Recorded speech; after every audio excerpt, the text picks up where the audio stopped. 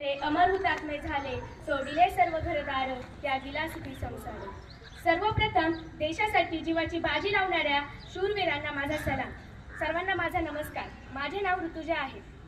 आज 26 जानेवारी म्हणजेच भारताचा प्रजासत्ताक दिन. आपण आज 77वा प्रजासत्ताक दिन साजरा करीत आहोत. तुम्हा सर्वांना प्रजासत्ताक दिनाच्या हार्दिक शुभेच्छा. या काळात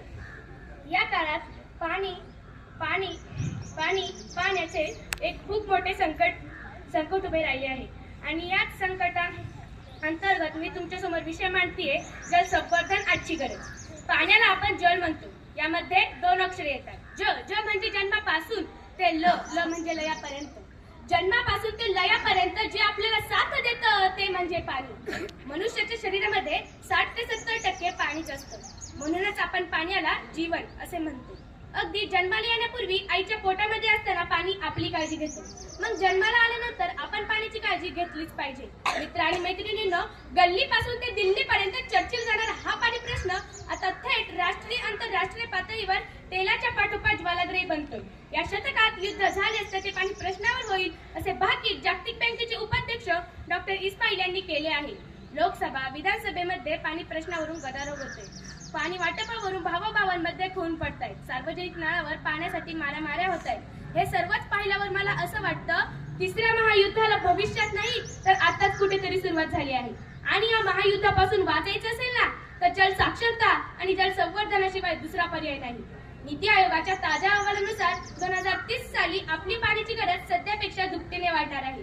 याचाच अर्थ आणखी काही अब्ज लोक, पशु, पक्षी, प्राणी पाण्याविना तडफडून मरतील.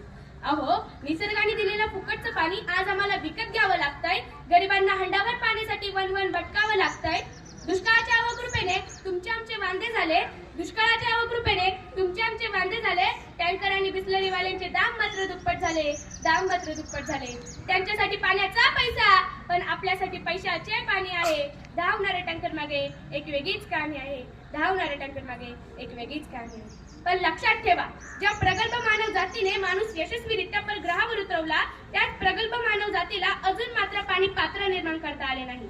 मग जे आपण निर्माण करू शकत नाही, कमीत कमी त्याचा काटकसरीने वापर तर करू शकतो ना. कारण आजची बचत ही उद्याचा आधार. भूजल संवर्धनाचा करूया निर्धार.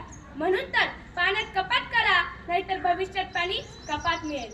मित्र आणि मैत्रिणींनो, खरं तर पाणी वाचवा असे सांगणारे हजारो भेटतील माझ्यासारखे, पण पाणी वाचवणारे आणि पाणी संवर्धन करणारे कमी भेटतील ही खरी शोकांतिका. आपल्या पूर्वजांनी विहिरीत, नदीत पाहिलेले पाणी आज आपण पाऊच मध्ये पाहतो. मग विचार करा, आपली पुढची पिढी